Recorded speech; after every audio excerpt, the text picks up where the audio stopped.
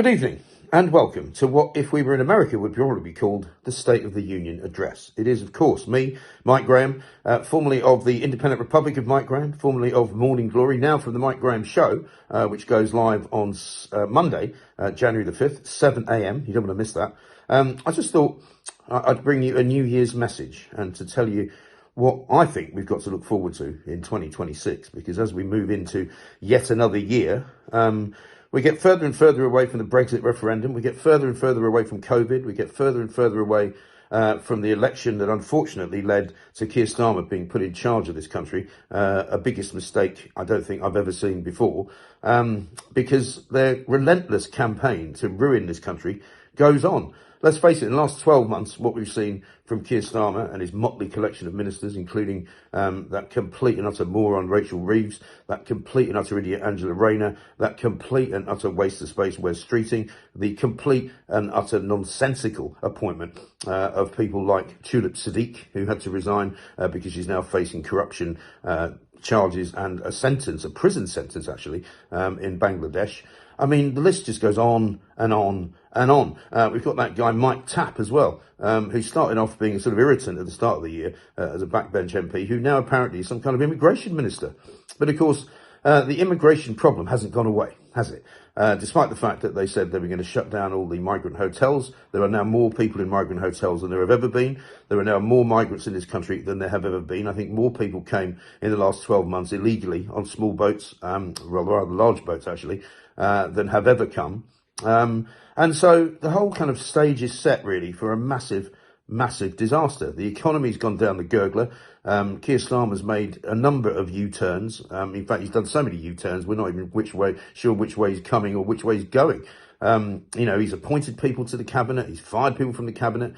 He said he's going to do one thing and done something completely different. I don't think there has ever been a more ineffectual prime minister and a man for whom there is literally no support in any part of the country or any part of the political world.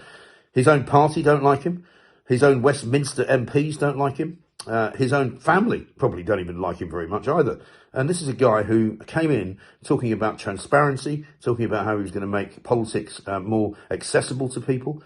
And he's done more secretive things and he's done more authoritarian things than anyone's ever seen. He's already preparing the digital ID bill, in which he's going to try and make sure that even babies are somehow given some sort of digital ID which will follow them all through their lives. It is completely and utterly ridiculous. We've got the rise of reform, of course, over the weekend, or over the last few days, I should say. I put out a poll asking whether people believed that Nigel Farage would be the next Prime Minister, and they all came back with a pretty resounding yes. A lot of people give their support to Rupert Lowe, but of course, many people say the problem with Rupert Lowe is he's a one-man band. He's not in a party. He doesn't appear to have a party affiliation. He might be doing some good things, and lots of people who follow me and who listen to me and who watch my show will have a great deal of time for Rupert Lowe. But the trouble is, Reform really are the only alternative as a party to get into government and be able to do something. Rupert Lowe might be a very fine individual.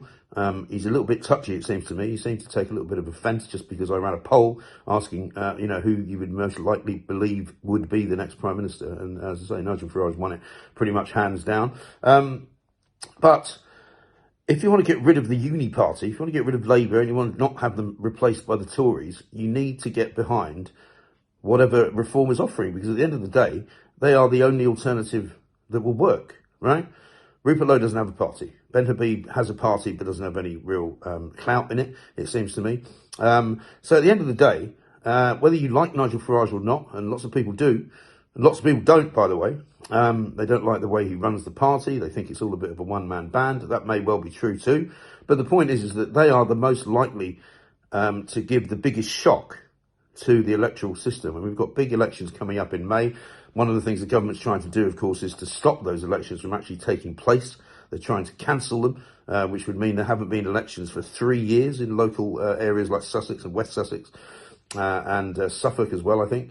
It's an absolute shambles the way this government is treating the people of this country, treating them badly, mistreating them, making out that they alone can be in charge of your life, and they can tell you what to wear, they can tell you what to eat, they can tell you where to drive, they can tell you exactly what you should be believing in, and they can try and control your life to the point where you don't do anything they don't want you to do, which is not democracy in the end. So This is all a bit of a ramble, I know, but what I'm saying to you is this. 2026 is a very important year. It's very pivotal. It's going to result in an awful lot of things happening, which will affect you and I for a good many years to come. So we've got to be very careful that we don't allow this government to get away with stuff that we don't agree with.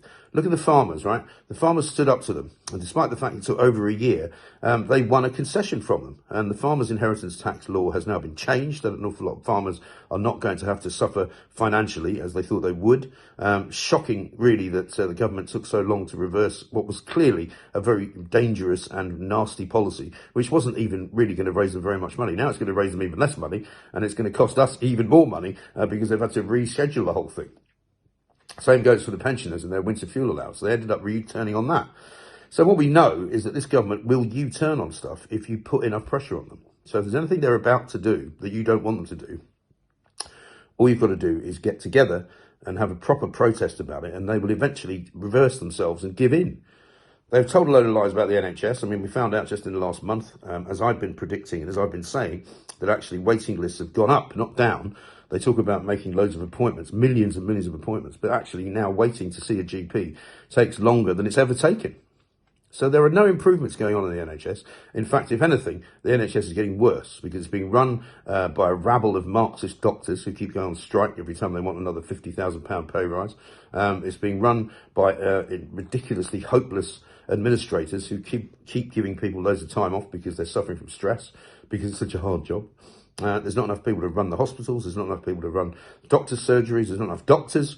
You know, there is nothing really working in this country worth a fag end. And all that's happening is that taxes are going up, prices of everything are going up. If you're an employer, you're employing fewer people. If you're an employee, you've got less chance of keeping your job than ever because of the dangerous nature of the economy and companies shutting down.